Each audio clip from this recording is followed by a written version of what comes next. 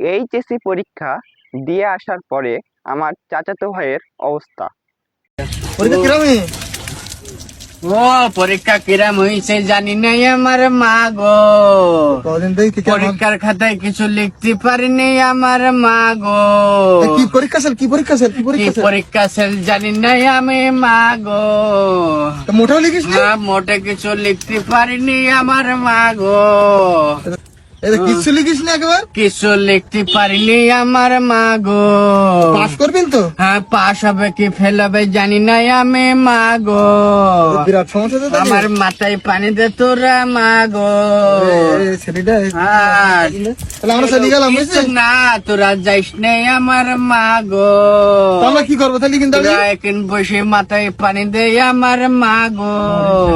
সব বাড়ির দিকে হাঁট তাহলে তুই। আর বাড়ি যাবো না আমার মা গো। ওরে না, চল চল ওঠ ওঠ। আর আমার একটু ঘুরুই দে। নে। হাঁট হাঁট।